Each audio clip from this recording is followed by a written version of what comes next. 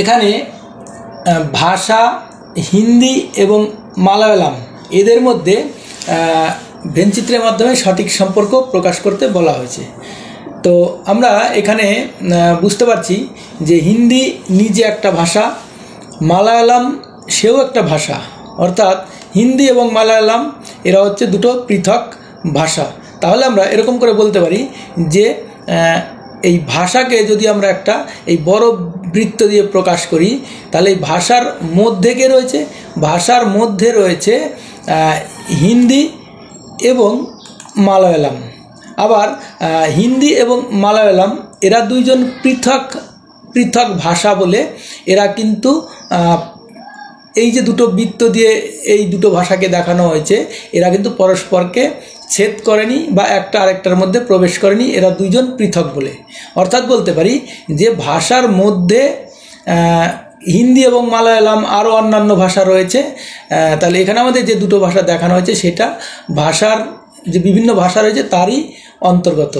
অর্থাৎ আমরা এখানে বলবো যে আমাদের সঠিক ভেনচিত্রটি হবে অপশন সি।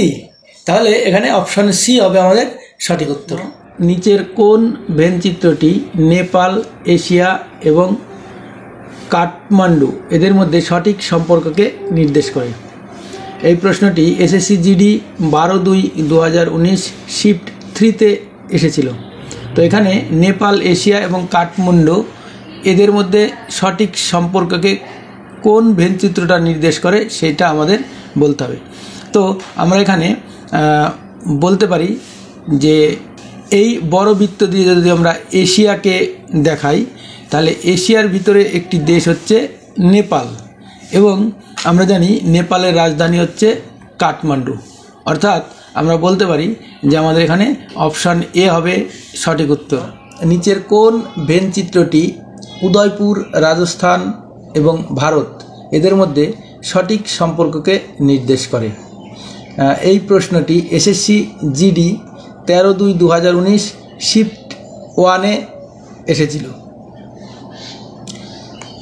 তো আমরা যদি বলি যে এই বৃত্ত দ্বারা ভারতবর্ষকে আমরা সূচিত করেছি, এরপরে রাজস্থান হচ্ছে ভারতবর্ষের একটি স্থান বা রাজ্য, অর্থাৎ ভারতের মধ্যে হচ্ছে রাজস্থান অবস্থিত।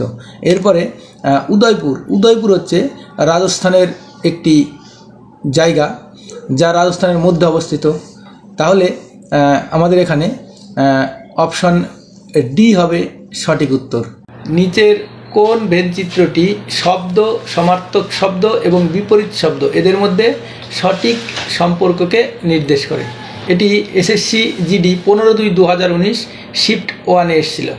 তো আমরা এখানে এই বড় বৃত্ত দিয়ে যদি শব্দকে প্রকাশ করি, তাহলে বিপরীত শব্দ হচ্ছে শব্দেরই একটা ভাগ। বিভিন্ন প্রকার শব্দ আছে, তার মধ্যে একটা শব্দ হলো বিপরীত শব্দ, এবং সমার্থক শব্দ হচ্ছে আরেক প্রকারের শব্দ।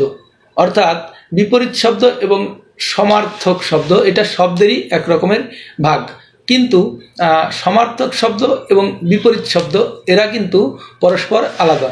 তাই এই বৃত্ত দুটি স্পর্শ করেনি। এবং আমরা এখানে দেখতে পাচ্ছি শব্দের ভিতরে এই লাল বৃত্ত হচ্ছে বিপরীত শব্দ এবং এই নীল বৃত্ত হচ্ছে সমার্থক শব্দ। তাহলে আমরা বলবো যে এখানে অপশন বি হবে আমাদের সঠিক উত্তর। নিচের কোন ভেনচিত্রটি স্তন্যপায়ী, জেব্রা এবং জন্তু এদের মধ্যে সঠিক সম্পর্ককে নির্দেশ করে? প্রশ্নটি এসএসসি জিডি 17/11/2021 শিফট 2-তে এসেছিল।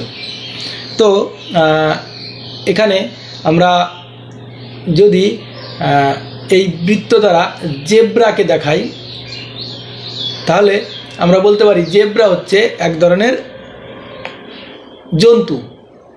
সেই জন্য বিভিন্ন রকমের জন্তু রয়েছে, তার মধ্যে জেব্রা হচ্ছে এক ধরনের জন্তু। তাই জেব্রা এই জন্তুর মাঝে থাকবে, বা লাল রঙের বৃত্তের মধ্যে এই নীল রঙের এই বৃত্ত থাকবে।